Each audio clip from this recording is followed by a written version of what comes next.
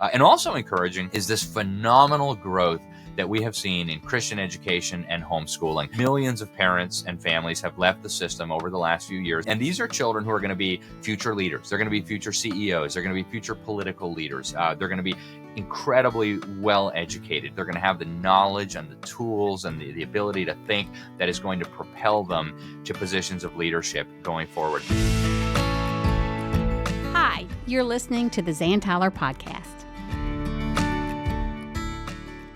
When my family started our homeschooling journey, there were so many decisions to make, but one of our best decisions was choosing to use BJU Press Homeschool.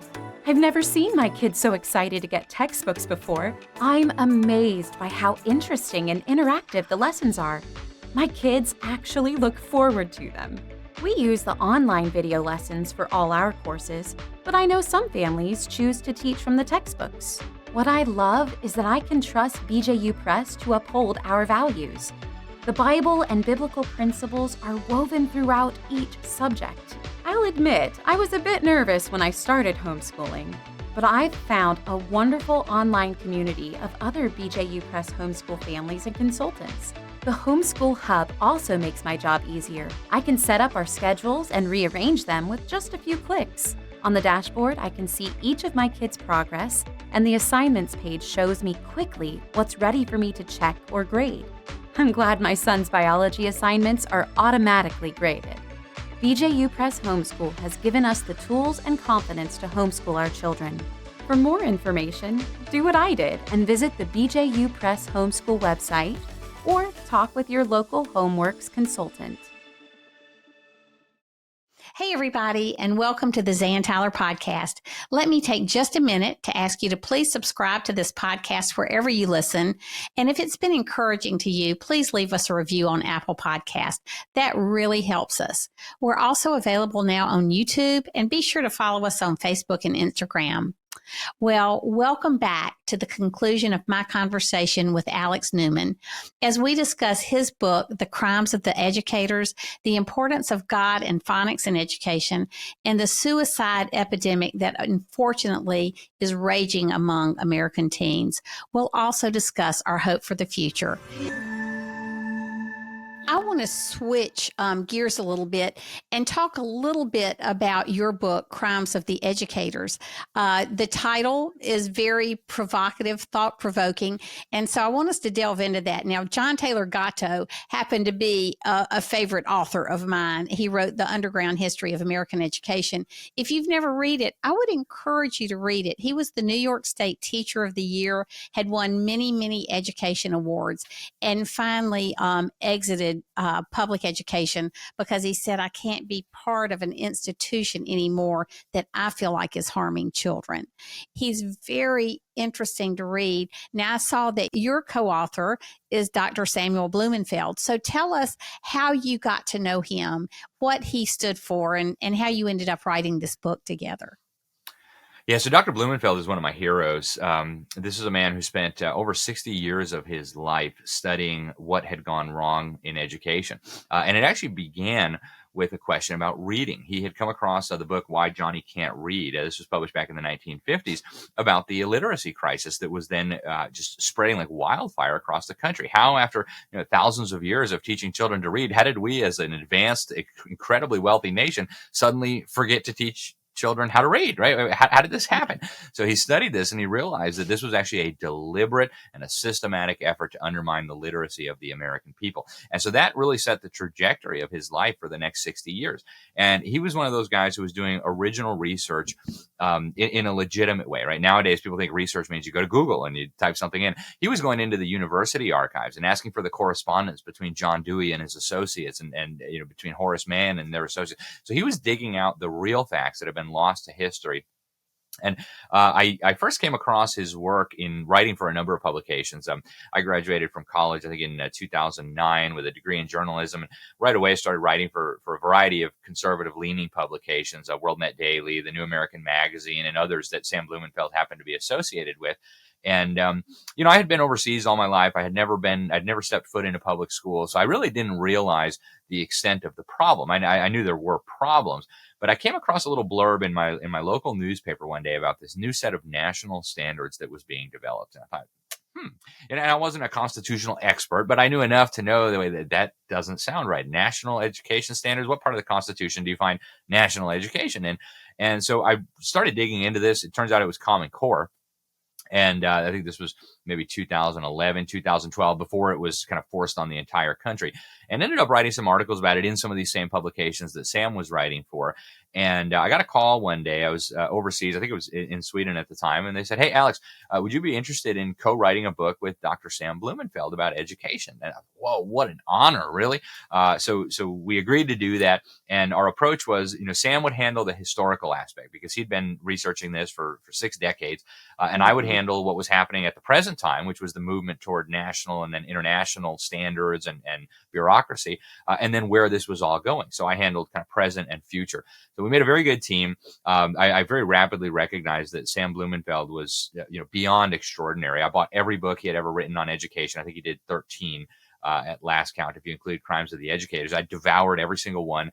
And, Sam was just such an incredible individual. He produced the Alpha Phonics, which my wife and I used to teach almost all of our children to read. We've still got a baby who's not there yet. And he just was a real inspiration. And his story of coming to Christ was fascinating, too. He had been born as a Jew, educated as a Jew. His parents had come over from Poland. And one day he read the New Testament. And God spoke to him and revealed to him that, wow, Christ really was the Messiah. And so that's how he came to know the Lord. And so we just had this incredible bond, this incredible relationship. And I learned so much from him. But that's kind of the background of how Crimes of the Educators came to be. So this is so fascinating for me because I grew up, I was in elementary school in the 60s, and Dick and Jane had come on the scene, the readers that were whole word readers. Somewhere I really learned how to read well. So I'm assuming that my public school, where we still had devotions every day, I'm assuming that our teachers taught phonics in conjunction with the whole word or whatever non-phonics method you want to call it. So I guess whole word is the thing. Yep. And so in the 5th grade, I had a teacher who was so hooked on phonics that we had to write all of our vocabulary words out phonetically. Sometimes we would have to write paragraphs out phonetically instead of using the real word, the phonetic spellings of the words, because she kept just hammering that in. I know that really changed my life. So here's the thing. That's a long way of saying I knew, we've done phonics. We love BJU Press. We used their phonics program as my kids were growing up. They were the only curriculum provider that would sell to us at the time. And I just thank the Lord that it was biblically based and that it was phonetically based, the teaching of reading. But I never in my wildest imaginations thought about phonics as being so integrally important in education that it was responsible. If you use the whole word method, that's where we're losing a lot of our kids. Why a lot of kids can't read is simply because they weren't taught phonics. That just blows my mind. Did that blow your mind, or did you understand what was going on at that point? No, I learned from Sam, actually. I didn't realize that America had this monumental reading credit, because it's not something that people talk about, right? It's not like you're having a conversation and someone says, yeah, by the way, I can't read. That's something that people are ashamed of. That's something that people keep to themselves. Yeah. And so it's just kind of this hidden crisis that it's out of sight, out of mind. We don't talk about it because nobody wants to admit that they can't read. But as I was learning from Sam, and I was taught with phonics. I went to a French school in Mexico City, and I still remember like yesterday, my 1st grade and my 2nd grade teacher drilling us with the sounds of the letter. And it was in Spanish and French, but it's equally applicable because we all have a phonetic writing system. But as I learned from Sam what was going on, I was flabbergasted. And, one of the things that's so interesting, and I think it's so hard for people to come to grips with this, is that this must be deliberate. And I'm not suggesting that your average first grade or second grade teacher who got a teaching degree from some teacher's college at some state university is deliberately dumbing down children. This is what they were taught, is how you teach reading. But what is so clear as you read the history of this, which Sam dug out of the archives, as I mentioned, actually BJU gave him an honorary doctorate for a lot of his work in this field. But it's so clear that this was on purpose. Horace Mann, he could be forgiven, right? Because this whole word method of teaching reading, this was actually developed with the best of intentions by Reverend Gallaudet. He wanted to teach deaf children to read. And of course, a deaf child doesn't understand that a T makes a T sound, because a deaf child can't understand a T sound. So he thought, well, maybe I'll teach these kids to memorize whole words. And if they can memorize a few hundred or a few thousand, they can really start accessing the written word. That was wonderful. When Horace Mann put this in the government schools he was creating in Boston, it didn't even take 2 or 3 years before all of the schoolmasters in Boston got together. And Sam actually reprinted the essay that they wrote in his 1973 book, The New Illiterates, because this had been lost to history. And so you have dozens of Boston schoolmasters putting together this essay, very diplomatic. It's not like the debates we have today where, well, you're a poo-poo head. And, it wasn't like that. But it was just very respectfully explaining that, look, Mr. Mann, this method doesn't work. And so we're not going to be using this on the children anymore. So we knew back in the 1840s that this whole word method of teaching reading, teaching kids to memorize whole words as if the words were symbols rather than each letter being a symbol representing a sound. We've known since the 1840s that didn't work. John Dewey tried it out in his experimental school at the University of Chicago, funded by, of course, the Rockefeller money. And they graduated a bunch of kids who couldn't read, including some of the Rockefeller boys, right? And some of the Rockefeller boys have admitted this. So go ahead, Zan. Yeah, that was so fascinating for me to read in your book, that a couple of the Rockefeller boys could not read and spent their lives trying to overcome that. Yeah. And, fortunately, they were so wealthy, they could afford secretaries to read stuff for them. So they didn't, for them, the handicap wasn't debilitating. But here you have John Dewey with an experimental school graduating a bunch of kids that can't read, and then thinking to himself, hey, we should do this nationwide. What kind of diabolical monster would want to turn America's children into illiterates? And we've had this continuously exposed, right? The history of this being exposed is so broad, so long. Why Johnny Can't Read, 1955 by Rudolph Flesch. Why Johnny Still Can't Read by Rudolph Flesch. Sam Blumenfeld with The New Illiterates. And today it's even in the mainstream media. PBS is writing articles about it. And yet still the education establishment, which is funded by, over $1 trillion a year of our taxes now, still they insist on doing this. And even today in Common Core, you've got kids memorizing huge lists of sight words before they're ever exposed to their first phonics at all. So what happens is their brains are getting wired wrong. Their brains are building in a reflex where they're approaching words as if the words are symbols. And the effects are catastrophic. You don't have to take my word for it. You don't have to do a survey of your friends and family. The U.S. government has now done numerous, they call it the National Adult Literacy Survey, where they have found consistently, since they've been doing this back in the early 90s, that about half of Americans are in the bottom 2 of 5 categories when it comes to reading. And what's really happening here, they're calling them, if you're in category 2, you're called a poor reader. You're not a poor reader. You're not a reader at all, right? You've memorized, maybe if you're smart, a few thousand words. And so you can decipher those few thousand words, but you're not reading those words. And so the bottom 2 categories, these people are essentially illiterate. And that is about half of the adult population of the United States. So this is a crisis of such unspeakable magnitudes, of such horrific consequence. And I believe, Zan, that it goes back to what the first Education Act in American history stated very clearly. That old deluder Satan wants to deprive men of knowledge of the scriptures, because if they know the scriptures, they won't be deceived by Satan. I believe, and I can't prove it, but I believe that the reason these educational totalitarians have deliberately undermined the literacy of our people is because they didn't want our people reading the Word of God. Well, it makes a lot of sense when you read the history of our country and read the history of education. One thing, I hate to talk about topics that can be so depressing, but I think this may have a good ending for us. Because phonics, let me just say this, Alex. people need to read your book, Crimes of the Educators. And Appendix A is by a school teacher who taught, it's his story. He was in one of the worst school districts in the country, and the majority of his kids couldn't read. They were juvenile delinquents. They caused problems in the classroom until he started teaching 10 or 15 minutes a day from Samuel Blumenfeld's book on alpha phonics. He taught them how to read, and it was amazing the change in these kids' lives. So if nothing else, get Crimes of the Educators, read Appendix A. It will change your view of reading if you are still on the fence about phonics versus whole word learning. So one of the last things I want to talk to you about is something I have seen with my friends who still have teenagers. And that is the fact that suicide is a prevalent topic now among teens. I've got teenagers. I've got grandkids who are teenagers. Thank goodness we probably need to have the discussion about why it's so prevalent. I've never heard them mention it. They're happy. They've been raised in Christian homes. But even my friends who have kids in youth groups in college and in high school will talk about how kids are talking about suicide all the time.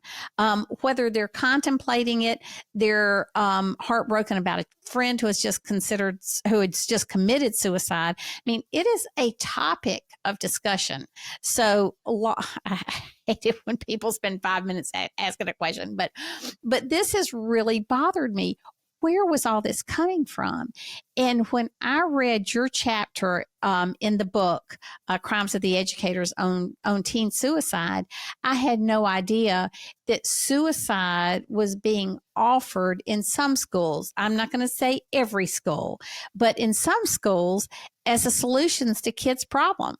You told the story of Tara, who finally realized that if she committed suicide, it would solve her problems. She would come back to this earth in a new form. This was not a Christian view. It was reincarnation, I'm supposing.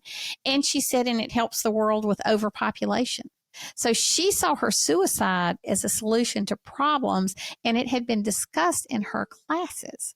And so just talk to us about this for a minute, because the suicide epidemic, I mean, it is really an epidemic among teens now, and especially girls. It's never been among girls before. Yeah, it is an enormous crisis that's taking place. In fact, suicide is now one of the leading causes of death among our young people. If you look at the latest CDC data, this was released, I think, earlier this year. They found that 60% of teen girls were now expressing feelings of persistent hopelessness, sadness, and despair. 1/3 of these teen girls had seriously considered suicide within the last year. 1 in 10 of these teen girls had actually tried to commit suicide within the last year. And this is the federal government's own data. And people need to understand this is a new phenomenon. Even 50 or 60 years ago in America, kids did not kill themselves. Kids did not come to school with firearms and murder each other. This is a new phenomenon. And so there are several things at work here. I think one of them is the worldview that's being taught. These children are being taught essentially that life is meaningless, that you are just a cosmic accident. It came from some slime that turned into a monkey, and there really is no purpose to life. So just have as much fun as you can. And if you're not having fun, well, what's the point? You might as well just check out, right? Just kill yourself. So this is a horrific thing to teach children, to teach them that their life really has no inherent value. They're not made in the image of God. You're just like your cat, your goldfish, your pet dog, right? This is really no purpose or meaning to life. And that is unbelievably depressing. One of the things that gives people a reason to live is meaning, is purpose. And so when you deprive children of that, and now they deprive them even of their identity, right? America is evil. Your family is evil. You might have been born in the wrong body, right? If you go, become castrated or get a hysterectomy, you can be your true self. They're depriving these children of every anchor of stability in their lives, down to including their basic biology now that is being brought under scrutiny. And then you combine that with some of the lessons that are being taught. They have now in many schools, they call it death education. Some of the things they do, they tell kids to, write your own obituary, contemplate your own death. And these things are very common now in the public school textbooks, the death education. Sometimes it even masquerades as anti-suicide programming. And so what they're doing, and then one more thing that they're adding into this very toxic mix is psychotropic drugs. So you scramble the minds of these kids. You tell them there is no purpose to life. There's no meaning to life. You might not even really be a boy or a girl. Your family is evil. They're the reason for climate change. You're the reason for climate change. Oh, you're depressed? Here, have some happy pills, right? And you could read right on the box, these happy pills may cause suicide, may cause homicidal ideation. So you scramble the minds of these kids. You darken their hearts, and then you throw pills on top of it that right on the warning label tell you might cause suicide and homicide. This is a toxic mix of unfathomable proportions. And the fruit of that is what we're seeing in our colleges, in our K through 12 classrooms, where children are hurting themselves, they're cutting themselves. If they're not killing themselves, they're hurting other children. And in many cases now, they're shooting each other.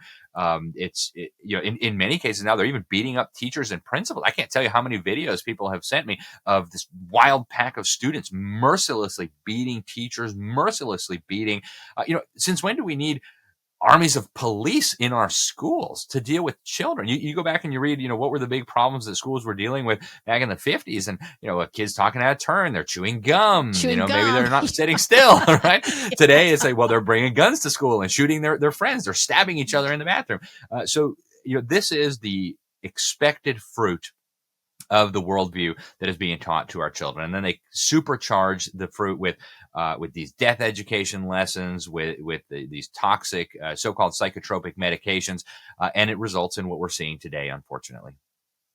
So let's leave on a hopeful note. So tell us, Alex, what our hope is in the midst of all of this. Well, there are a lot of things that I think are really, really encouraging, Zan. And one of those is maybe awakening is not the right word, but you're getting more and more parents across the country who are at least now realizing we have a problem. They may not fully understand the solution. We've got armies of parents that are, screaming at school boards and things like this. And, there may be some benefit to lobbying policymakers and things like that. But ultimately, that's like putting a Band-Aid on a limb that was sawed off. I mean, screaming at your school board is not going to turn this institution into a suitable place for your children.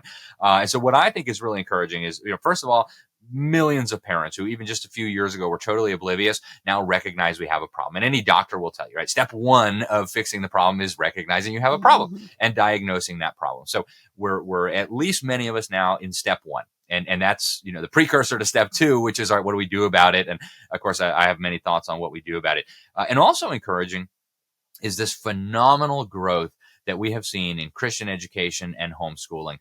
Millions of parents and families have left the system over the last few years. I expect that's going to continue growing. And these are children who are going to be future leaders. They're going to be future CEOs. They're going to be future political leaders. They're going to be incredibly well educated. They're going to have the knowledge and the tools and the ability to think that is going to propel them to positions of leadership going forward. So overall, I'm encouraged by a lot of those things that are happening. A lot of pastors now are getting a backbone, or at least getting informed on what's happening. They're talking to their congregations about what the scriptures say about education, what's happening in the public schools. So I know we've done a lot of doom and gloom today, Zan, it's true. And because, there is a lot of doom and gloom to talk about. And I think it's important that we talk about these things. But even in the midst of that, we should be encouraged. And I tell people, homeschooling, and I borrowed this from a friend, homeschooling is not going to save your children. Right? Jesus Christ saves your children, not your homeschooling, right? No matter how good or how bad you homeschool, that's not where their salvation lies. But ultimately, we need to be faithful to what God has commanded us, and more parents are deciding to do that. So I think there's so much good happening, and a big part of it is because of you, Zan, and people like you who've been in the trenches for decades, who have now raised godly, well-educated children who are now out there impacting the culture, who are now out there homeschooling their own kids. And if you look at the trend line of how rapidly home education has grown, how could you not be encouraged? I mean, there's millions and millions and millions of school-age children now who are getting a wonderful education with mom and dad based on Christian principles. And, even on the government's own test, they're running circles around the victims of government schools. So this is something to be encouraged about, and it's something that we can all participate in. We can all go out and share how much homeschooling has done for our children and for our families and for our communities. And I think this is going to continue growing. Yeah, there's adversity. Yeah, there's a financial sacrifice. Yeah, the Washington Post might, try to paint you as some sort of horrible person, but that's okay. We're being faithful. We're doing it. We're growing, and praise the Lord. I think this is going to keep going. Amen. Well, Alex, tell people how they can reach you or get in touch with you, find out more about you and your writings and your philosophies. Well, thank you, Zan. I have a personal website. It's Liberty Sentinel, SENTINEL.org, for those who learned the whole word method and may not get Sentinel. When I picked the name, I didn't realize so many people would have trouble spelling it, but it's libertysentinel.org. People can get my newsletter. My social media things are linked there as well. I serve as the executive director of Public School Exit. It's a volunteer position. It's a labor of love. I don't take a salary, but we are a ministry. We're working with some wonderful people to try to grow homeschooling, to try to grow Christian education. We're working with pastors and families across the country. You can find us at publicschoolexit.com. I write for a lot of different publications. I serve as senior editor at the New American Magazine. I'm a regular contributor on news and opinion over at the Epic Times. Did a 22-part series there on education. And if people want to get in touch, Alex at libertysentinel.org, or you can find me on one of the social media platforms. And thank you so much, Zan, for all that you do. And thank you for inviting me on the program. It's really an honor. Well, thank you, Alex. And to our listeners today, I just want to say I hope this has made you think about some things that maybe you've not thought about before. And I would be remiss if I didn't thank our sponsor, BJU Press Homeschool, for all they have contributed to Christian education in the last 50 years. A really well-formed curriculum with a biblical worldview woven in that is phonics based in the early years when you're teaching reading. So if you're looking for a curriculum as a homeschool mom, I can't recommend that highly enough. If you need help with it, you can find a consultant at homeschoolhelp.com/map. Click on that map. You can find a consultant who can answer any of your questions. So Alex, thank you so much. I know people have been encouraged today because we can be encouraged through what the Lord is doing in Christian education and the homeschool movement. We hope you'll join us next time. Until then, bye and God bless.